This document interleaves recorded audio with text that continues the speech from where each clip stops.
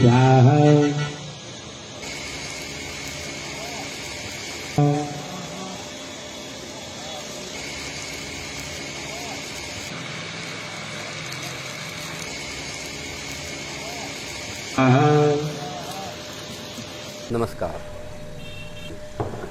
ये यज्ञ ये भी तीसरा यज्ञ है।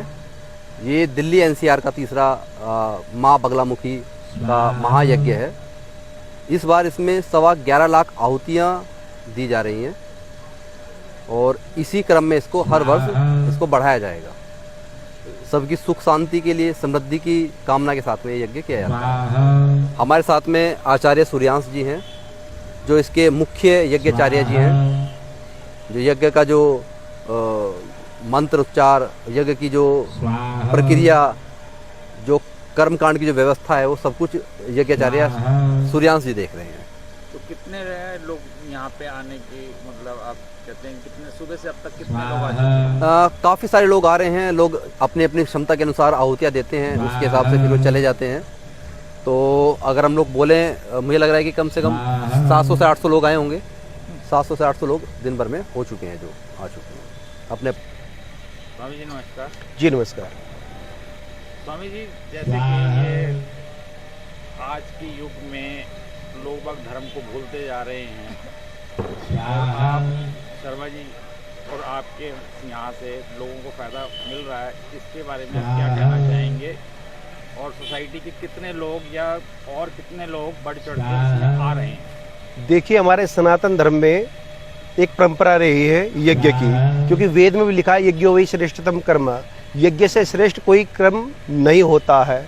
और आज के समय में जिस प्रकार से व्यक्ति आध्यात्मिक तो होता जा रहा है, पर अपना जो मूल अस्तित्व है उसको खोता जा रहा है, यज्ञ से दूर हटता जा रहा है। क्योंकि यज्ञ वो कामधेनु है जिससे सभी पदार्थों की उत्पत्ति होती है। जैसे कि किसी को सुख समृद्धि की प्राप्ति चाहिए, या फिर जिस प्रकार से वैश्विक युद्ध स्तर पर आपस में युद्ध छिड़ रहा है, उसकी शांति के लिए भी ये यज्ञ काम करता है। या फिर आत्मिक शांति हो, उसमें भी इस यज्ञ का बड़ा महत्व है। भौतिक कष्टों का भी निवारण इस यज्ञ के द्वारा होता है। और ये हम लोगों का यही एक तरीके से परंपरा में है, गुरु परंपरा में है, कि हम लोगों को आध्यात्म से जोड़े और यज्ञ से जोड़े, जिससे उनका आत्मिक कल्याण हो सके। आसपास के लोग बाग कोई, मतलब एओए या कोई नेता या कुछ उसमें भी आया आपके पास? देखिए, सभी लोग इसमें बढ़ चढ़ के हिस्सा ले रहे हैं। हमारा उद्देश्य भी यही है कि जो हमारे मूल, हमारे धर्म के मूल से जो लोग भटक गए हैं, उसी रास्ते पे सबको लेकर के आया जा सके। इसमें हमें मार्गदर्शन मिल रहा है हमारे स्वामी दीपांकर जी महाराज का, जिन्होंने 1 साल की भिक्षा यात्रा, यानी कि जातियों में बटे हुए हिंदू समाज को एक करने की भिक्षा यात्रा चला रखी है। उनके आशीर्वाद से ही हम लोग ये यज्ञ कर रहे हैं। उन्होंने हमें रास्ता दिखाया है। काफ़ी सारे जनप्रतिनिधि, हमारे शासन प्रशासन के लोग इस यज्ञ से जुड़ रहे हैं। अभी कुछ ही समय पश्चात अभी हम लोग देखेंगे, लगभग 8 बजे के आसपास हमारे माननीय सांसद अनिल अग्रवाल जी, माननीय केंद्रीय मंत्री गिरिराज सिंह जी की भी आने की संभावना है। वो आने ही वाले हैं, सूचना मिली हमें कि वो आ रहे हैं। इसी प्रकार से काफ़ी सारे जनप्रतिनिधि हैं, हमारे शासन प्रशासन के लोग हैं जो आ रहे हैं। स्वामी जी नमस्कार। नमस्ते। स्वामी जी, जो यज्ञ आप करा रहे हैं, इसका उद्देश्य और ये हमारे जीवन में कितना हमको फायदा पहुंचाएगा? मानव मार्थ के कल्याण हेतु, राष्ट्र के कल्याण हेतु, भविष्य में भारत खूब उज्जवल हो, खूब आगे बढ़े, खूब तरक्की करे, चंद्र पर यान भेज दिया, सूर्य तक भी भेजे, और समाज का, राष्ट्र का कल्याण हो, सब में मानव चेतना जागृत हो, सभी का मंगल हो, विश्व का कल्याण हो। मात्र सनातन ही है जहाँ आरती के बाद विश्व के कल्याण की कामना की जाती है। तो ठीक वैसे ही यहाँ ये यज्ञ है जिससे वातावरण शुद्ध होगा, वातावरण के अतिरिक्त मानवता का अंतःकरण शुद्ध होगा, अंतःकरण के अतिरिक्त मानवता की चेतना शुद्ध होगी, चेतना के अतिरिक्त मानवता की चेतना ऊर्ध्वगामी होगी, और जब ऊर्ध्वगामी होगी तो मनुष्यता के कल्याण के कई मार्ग खुलेंगे। तो मैं समझता हूँ कि इससे उपयुक्त, इससे श्रेष्ठ, इससे अद्भुत कुछ नहीं हो सकता। और आज माँ पीताम्बरा के यज्ञ की आहुति सब लोग डाल रहे हैं। मैं समझता हूँ कि अपने लौकिक और परलौकिक दोनों ही यात्राओं को साधने का नवरात्र की नौमी पर इससे श्रेष्ठ अवसर नहीं हो सकता था। स्वामी जी, आज यात्रा का 333वां दिन है, इसके बारे में क्या कहेंगे और ये कब शुरू हुई थी और ये कब तक आप मतलब इसको कहाँ तक चलाना है इसको? ये 2022 में 23 नवंबर को शुरू हुई थी। आज भिक्षा यात्रा के 333 दिन पूरे हो रहे हैं और ये यात्रा जातियों में बटे हिंदू समाज को एक करने की है। इसमें भिक्षा किसी से दाल आटा चीनी चावल पैसे की नहीं है। इसमें भिक्षा है कि जातियों में ना बटकर एक हिंदू होने की भिक्षा दीजिए।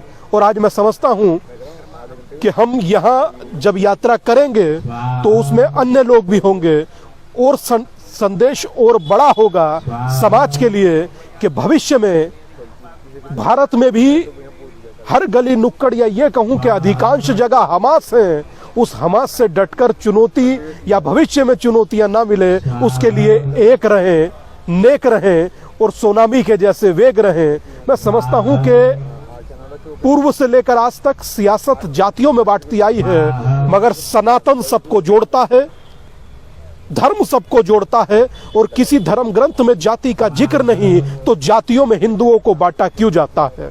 मैं समझता हूं कि आज बड़ा संदेश देश के प्रबुद्ध लोग देंगे भिक्षा यात्रा में साथ चलकर समाज को एक करने के लिए, समाज को संगठित करने के लिए, समाज को जोड़ने के लिए। और कहा जा सकता है कि संघे शक्ति कलयुग है। ये कितने राज्य में होगी या कितने राज्य में अब तक आपने करी?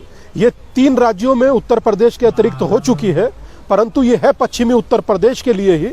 और ये पश्चिमी उत्तर प्रदेश के 26 जिलों में ये यात्रा रहेगी। 20 जिले 22 जिले तकरीबन कवर हो चुके हैं, 4 जिला बचा है, जल्द ही कवर वो भी हो जाएगा। मगर अब इसका पूरा फोकस पश्चिम पर है ताकि सबसे बड़ा संदेश पश्चिम से जाए, क्योंकि आज की तारीख में 47 लाख लोग एक हिंदू होने के विचार के साथ खड़े हो गए। और मैं समझता हूं कि 47 लाख कम आंकड़ा नहीं होता और यह भविष्य में इतिहास रचेगी यात्रा, मैं ऐसी उम्मीद करता हूं। धन्यवाद।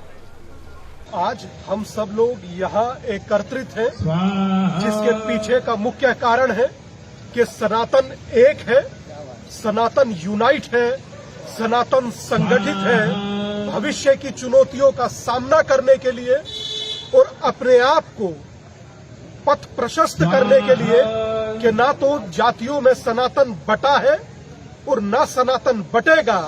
ये भिक्षाटन का काम कर रहे हैं। इसका उद्देश्य है सारे सनातनी जो जातियों में विभक्त हैं उन्हें एक करना। और मैं समझता हूं अब देश के संतों को आगे आकर के सनातन को जगाना होगा। जातियों में विभक्त जो हम हैं, यही टुकड़े टुकड़े गैंग को ताकत दे रही है। अब समय आ गया है सनातनी